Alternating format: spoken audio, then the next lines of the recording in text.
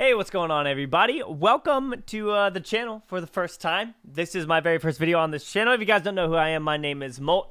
I've been a YouTuber for a long time. I have another channel that has over 2.5 million subscribers where I play other mobile games, but I wanted to make a dedicated one to Runeterra because I've been loving this game. It's been a lot of fun. Obviously, there's a lot of new updates and all that kind of stuff coming out, and I wanted to just create a dedicated channel and audience for this. So today's video is going to be a very basic introduction to the game. So if you're looking to play Runeterra, it is coming out on the 30th of April on mobile for everyone else. I am currently playing on mobile. You guys can see that right here. Look how cool the screen looks when you move it.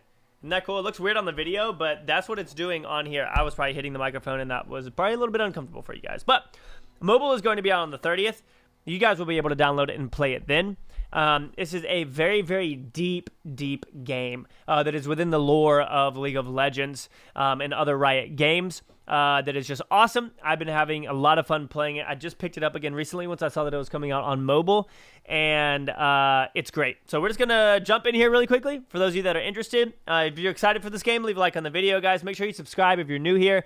Planning on posting a lot of content on this channel. It's going to be a blast. But right here, we're at our home page. You can see down here we have quests, and we have the weekly vault. I already finished the weekly quest. And then the weekly vault, as you do the weekly quests and gain other experience throughout playing, you fill up your vault, and you can see it unlocks in 16 hours, 20 minutes, and 47 seconds. Is that right? I don't think it's 16 days. No, it wouldn't be 16 days, 16 hours.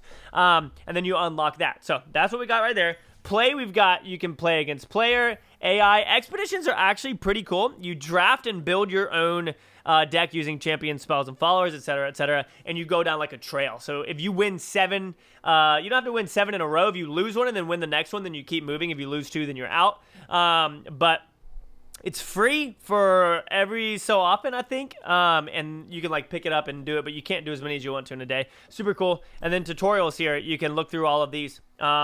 Next, we've got our collection where you have decks, cards, boards, and guardians. Decks, obviously, are some of the decks that I've used and that I've made. I only have 3 decks right here that I've made that I enjoy playing currently. These are all the cards. So you guys, listen, for those of you who play Clash Royale and there's, you know how many cards are in that and you feel like you want something fresh and new, look at this. These are all the freaking cards. Now, I know that this may be overwhelming, but just know that as you build a deck, you can only have 2 regions, okay? So let's just say I built one with Noxus and Freljord. Then these are all the cards that I would have access to. So not nearly as many to build my deck of 40 cards. Next, we have boards, which you can buy, and then guardians as well, if you guys want to do that. We've got our rewards here as well.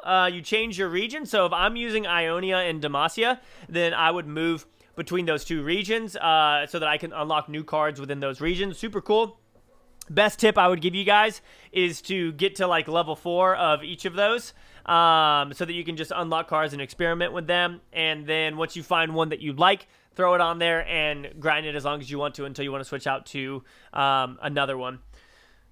So there's that, and then obviously you've got the store right here as well to play in. You can buy cards, you can buy boards, you can go through all of these other different things. So we're going to go ahead and we're going to play in a match against a player. I'm going to be playing in ranked today with my stun deck. And you can see that I'm gold 4, so not that good, but I feel like I'm learning and I'm having fun with it. There are a lot of pros out there that can teach you guys a lot more about the game, but I hope that you guys enjoy my videos and my take on things. I've always been someone who tries to do things that are off meta, and it makes me not be able to climb as high, but it also allows me to have some pretty good fun as I'm playing. So right here, we're going to be going up against a Heimer and an Ezreal, which are spell decks, which are frustrating. Spell decks can be extremely frustrating. Nice. Great first pull for us. I'm actually going to go ahead and get through here. So this is your starting hand. You can choose from 4. You can replace 4. I have 2 of my champions, and I really want to keep those. I'm actually going to get rid of this as well and hope that I can get some cheaper cards. You start off round 1, has 1 mana. A lot of you guys will say, this is a lot like Hearthstone. It is a lot like Hearthstone, but there are also a lot of differences. in this game as well that are super fun and make it really enjoyable. One of those is the spell mana bar. So over on the right side of the screen, you can see where it just said pass. It passed because I don't have a 1 elixir card that I can spin. The only one I have is Recall an Ally, and obviously I can't use that. I also don't have a 2 elixir card that I can spin. So this guy right here is going to get an easy 3 damage done because of the RNG of me not drawing a cheap card. So while that is frustrating, that's just the way that the game goes. Again, over on the right, you can see that number 2. That is my mana. So that's the mana that I have to spend. Watch this. I didn't spend it. So that 2 mana went into that bottom bar where it says 3, which is my spell mana. So obviously that is used on spells. So right now I could use a 6 mana spell, but I can only summon a 3 mana card because I only have 3 mana for cards, 3 for spell, but I can use regular mana on spell as well. So I have a lot of things in here that are not spells. So I'm going to go ahead and use my Green Glade Guardian because you can see that he adds 1 to allies in hand. So they've done an amazing job with this game of making it, I don't want to say dumbed down, but easy to learn. Because as you click on cards, like I can click on this and I can say, what is Ezreal? And if I'm new, I say, what does the word elusive mean? I can click on elusive and it says can only be blocked by an elusive unit. Fleeting, what does fleeting mean? Fleeting cards discard from the hand at the end of the round. What is Mystic Shot? Oh, it's over here. Level up, all this kind of stuff. So the cards do an amazing job of telling you what you need to know. So I kind of want to do something crazy here, but I'm not going to. I'm going to save that so that I have something to block with. Obviously, I don't have an elusive. So I could have recalled that ally. I could have recalled him, but then I wouldn't have anything to block with. Now he's going to do this, so I actually will recall it, and I'm going to make him waste his mana. So we're going to recall this. And now, next round, obviously I'm going to take 4 damage immediately if he attacks, unless I get a stun. But I will be able to play my Green Glade Elder again and give all of these cards that +1/+1, which is going to be super sick. So right here, you're going to see he's going to be able to play right there, which is okay. We're going to go down to 13 here, which does suck. But again, I can go ahead and play this right here. And all those cards in my hand are now getting that buff. So if he has spells that do 2 damage, which he will, before that could have taken out my Katarina. Not anymore. That 2 damage can't take out my Katarina anymore because I've played my Green Glade Elder twice. Now again, guys, a lot of this is going to take a lot of time to learn and play and know. You can see this right here. He's going to go ahead and take that out, which I'm actually totally fine with. But he's using spell mana right now because she has to target units 8 times. So if I can stun her and make her, well, actually, she doesn't have to personally target. He just has to, Win-Win-1 has to target me with a lot of different spells. So here's what we're going to do. We have 5 regular, okay? 5 regular mana. So I'm going to play my Fey Blade Twirler, okay? And you can see that when I stun or recall a unit, I give it 2 attack and 0 health. He's going to drain 3 right there. That sucks, man. I actually really want to deny that. I'm going to deny that. I want that unit out there. It's a really, really good card. I don't want him to be able to get the points for that target. So by me denying that, he therefore was not able to do that. The thing that sucks is, oh, that one cost him 5. It only cost me 4. And now I can actually summon another one of these, which is super cool. And you can see that it is at 2 out of 4 because it was in hand when I had that Green Glade Elder, whatever it was called. So this guy, you can see, his deck, I told you guys at the beginning, he's got a spell deck. That's what his deck is all about. It's all about spells. Now, I really want to attack here, but I'm not going to. Because his, I wonder if he would want that to. No, I'm going to pass because I've got a feeling he's going to play a card next round, and I'll be able to summon my arachnoids. No, okay, so he's not. Cool. All right, so I will go ahead then, and I'll drop this guy right here. Actually, I can stun an attacking enemy, so here's what I'm going to do. I'm going to stun an attacking enemy like this. And that'll be good. And that stun right there, as you're going to see, is going to make my Blade Twirlers gain attack for my next turn. And then after that, I'll be able to play my Arachnoid Sentry. And when that stuns, it will give them each 2 more attack. So right now, while it is 20-12, I've got a pretty good opportunity here to make some fun stuff happen. So he's got 6 over there. He definitely has some spells to use. I am all out of mana. He's going to use that fleeting. I don't know. Well, actually, that's fine. I don't think he has any spells that can do 4 damage. He is going to go ahead and get rid of this, though, which is sad, but, you know, it's totally fine. Unless he wants to try and take out my Katarina, he does not. So he's going to take out this Blade Twirler, which is fine. But again, you can see he's not that he should be at 3 out of it. Yeah, so he's at 3 out of 8 now. And next round is going to be round 7. I can play my Yasuo. It's going to be my attack. I can play my Yasuo. And what Yasuo does is he deals 2 damage to an enemy if it is stunned. So I'm going to play him for 4, and then I'm going to play my Arachnoid Sentry for 3 using all my mana. Get out of here! You're annoying! Actually, oh no, never mind. Does that, and what he just did gets rid of all my buffs, just so you guys know. Pretty frustrating there. But the same play is going to happen. So we're going to drop off Yasuo here. He's at 6 out of 6. He does 2 damage to something that he's stunned. Get that out of here, dude. Okay. I can recall an ally, so I'm actually totally fine with that. We'll go ahead and recall this. But that sucks because that pretty much wasted our turn. But now I can attack with this, and he's going to have to either defend it and lose one of his characters because it is a quick attack, which means it attacks first.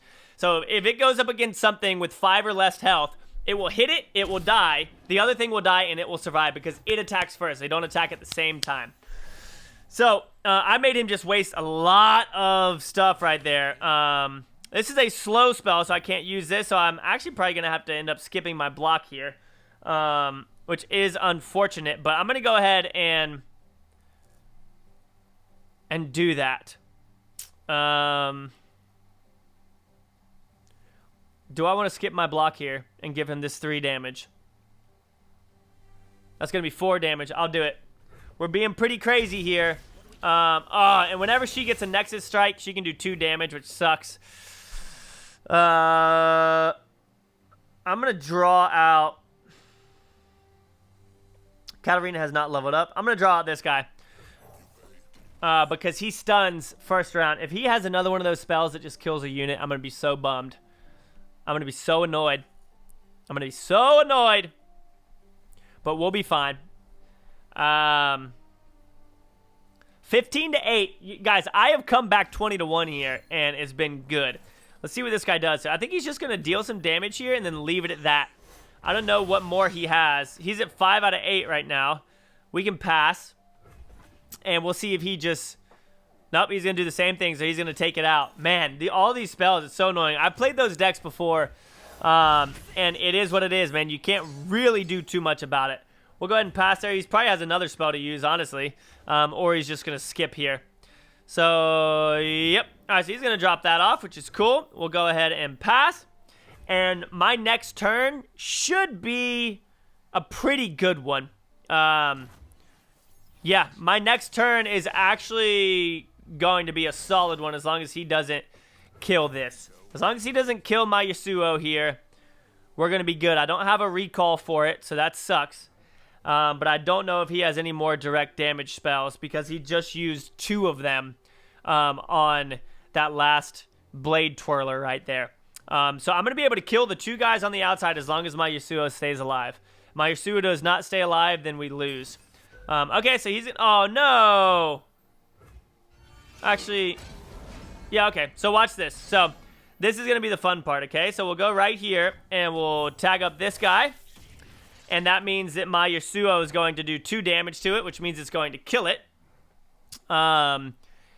And then I can also use my Guile, which is a 1-mana slow spell. If you want to see what slow means slow spells can be cast outside of combat and other casting. Is this a deny? I think he might have a deny here. No, wow. What is he? I'm confused. Okay. So now here's the problem. Now whenever Ezreal casts spells, it's going to do 2 damage to my tower. Ooh, this is good.